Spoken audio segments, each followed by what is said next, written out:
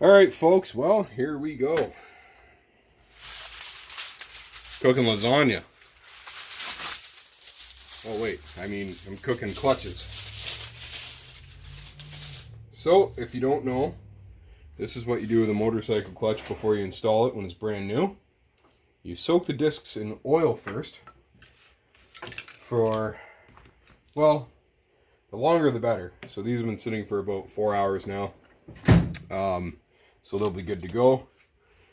I did manage to pick up a brand new set, and I found them on eBay. And the seller was actually in Stratford, which is only about 45 minutes from where I am. So I was able to actually drive out there today and pick them up, and they refunded me part of the cost because they didn't have to ship them. So that was really cool, really good of them. And that was I forget what the place is called. Here, let me give them a shout out because I'm quite happy with it. That was Vintage CB750, and like I said, they're in Stratford. So shout out to those guys. Thank you very much. Big help. Totally saved me. And this is the second last kit that they had. So it only cost me $50. Anyway, let's not wreck the surface, the friction material. Now, this clutch, brand new compared to the old burnt out clutch. The wear is not extremely bad. I mean, it's obvious, but it's not horrible. And like I said, judging by these steel friction plates, this entire clutch was recently rebuilt. And I'm thinking they may have done two things, which is A, didn't do this step and soak the clutches, and the first few times they used the dune buggy, it shortened the clutch life significantly. And the other thing is, when I drained the oil out before I took the clutch out, it smelt to me like regular automotive engine oil. That's not okay. You can't run regular oil with a wet clutch. You have to run specific motorcycle oil. So in this case, we have the Spectro 4 motorcycle engine lubricant 2050. This engine calls for 2050 mint, and of course it's wet clutch compatible. So that's perfect. There's probably still enough in there to do the whole oil change, but I am actually going to take this oil. This was a brand new clean pan, and that's why I had it covered. We're going to pour it back into the bottle and use it. And I also got, fucking box is wrecked, but I also got a brand new oil filter for this engine. And we're going to be minty, good to go. So I'm going to start putting the clutch back together. You're going to put it back into the basket, and we'll be on our way.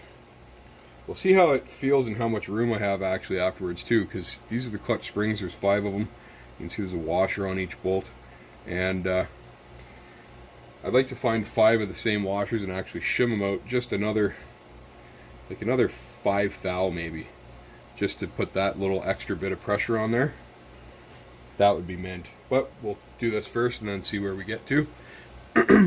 I've got the clutch cover all set up where the gasket ripped. Repaired it with right stuff, and then of course before this goes back on, we'll put a real light layer of right stuff all the way around it to make sure she's good and sealed. I took the arm off because this is all going to have to be reset. This doesn't have any specific orientation. There's no master spline or anything like that, and that just can spin as much as you want. That is the actuator there that pulls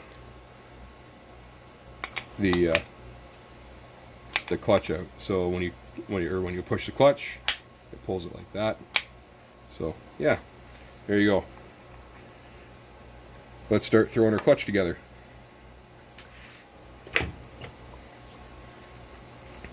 I'm going to clean all these steel discs with brake clean actually as well before we start stacking this clutch back together, to remove any contaminants that may be in the oil residue that's still on here. We don't want to ruin our brand new friction plate. So I'm going to get to that, I'm going to cut the video because there's no point in showing that. It's boring as fuck and it's irrelevant. Irrelevant. So, you do this, drink some beer, then we'll start stacking the clutch back in the clutch basket. Alright, so I got the discs all cleaned up, the steel discs.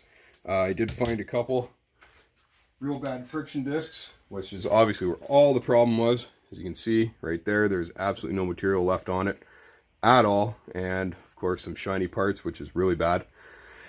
Luckily, it wasn't slipped too badly for too long, because we only ended up with a couple of steel discs with some really minor marking.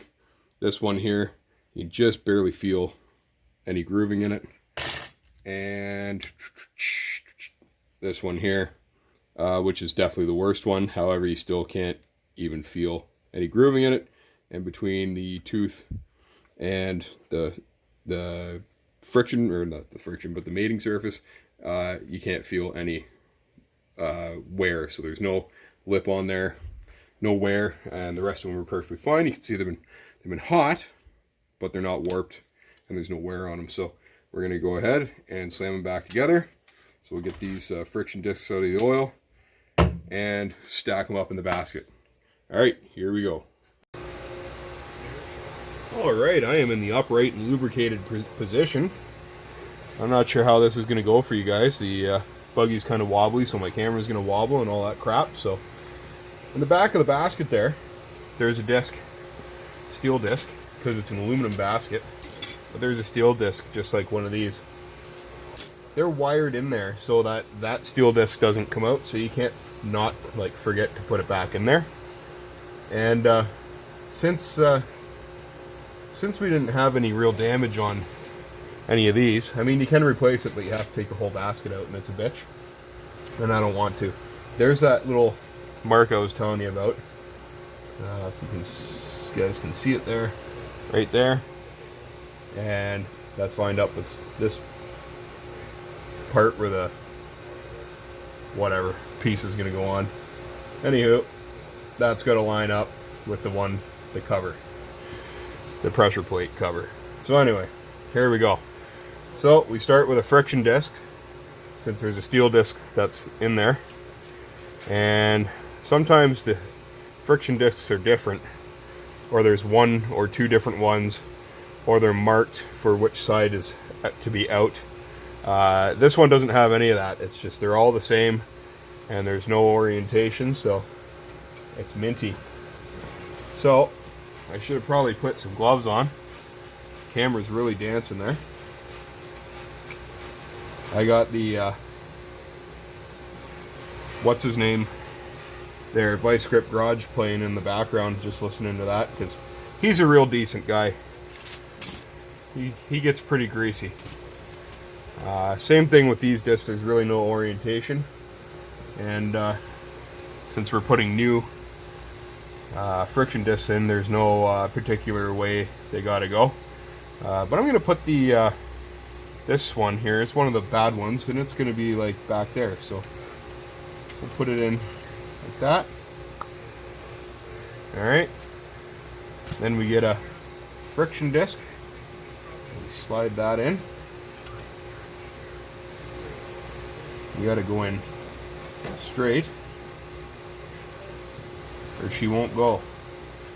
There you go. That clutch rod or shifter rod's kind of in my way. Alright, then we'll go with the steel disc again. You want to make sure your hands are clean too. I mean, they can have the oil on them, but you don't want a bunch of dirt or grease, contaminants, you know, so on. That'd be no good. Look, you can hear them. You can hear the vice grip feller. That's, they're doing that interior on that Cadillac. That Cadillac was one hell of a score. I'm a big fan of it. It's real nice. Looks good. Everybody paying attention to the order here? Because I'm not. I don't know, 9 meters, something like that. There we go. Friction, steel, friction, steel, friction, steel. You do that all the way for as many as there are. In this case there's 8, but sometimes there's 32 or 79 or 6 or, you know. Oh, see, I almost frigged up right there. I was getting too carried away and babbling stupidity. Yeah, that would have been fun, wouldn't it? Probably wouldn't have worked well. It still may not. We're not sure yet. Guess we'll find out. Maybe tomorrow we'll have our maiden voyage. Actually was leaking and letting water out. We're looking pretty good here. We're in the home run. We're in the home run here. Okay. Steel. Oh, come on, baby. Separate. Thank you. And for whatever reason, Friction. way down here. And the last, that one's kind of shitty. That's one of the shitty ones that got burnt up too. But it's okay. It's still good. Good enough for us. Here we go. Last one will be a friction. That's it. Now we get the rest of the basket, and we'll put that in where our mark is right at the top there. So, oh, let me go grab it. That really is not good for my knees. Okay, we're just about ready to go here. Gonna slap the pressure plate on. Oh, sorry how wobbly it is. Make sure all our bearings are intact there. The release bearing looks good. So that goes through there. There should be a shim in there. Yep, there is. Good. And there's that mark on the top. And there's the other mark I was telling you about. So you make sure those line up. There we go. Minty. Springs.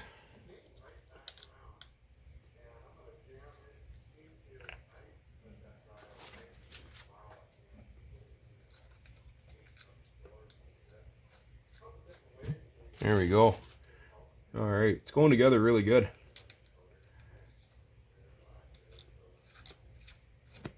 Let's not jinx it. Not exactly sure what the torque is supposed to be on these. Probably like 42 to 109 foot-pounds.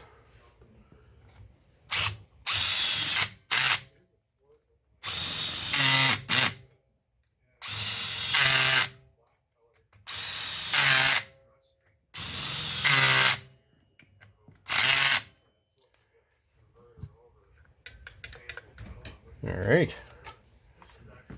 Now I'll grab my ratchet.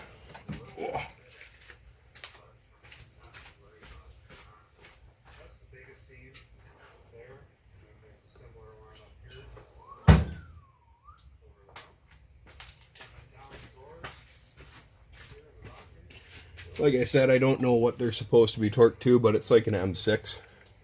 And I know what it should feel like.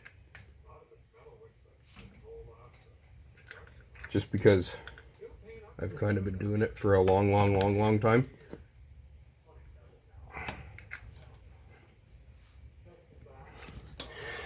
And I'd say that's good. Now we'll get our cover and line it up and do the rest. I'm not going to video it because it's boring as shit and it's annoying as hell. So that's that. Clutch is set up. I'm happy. I'm going to throw the cover on and we'll do the rest tomorrow. Alrighty.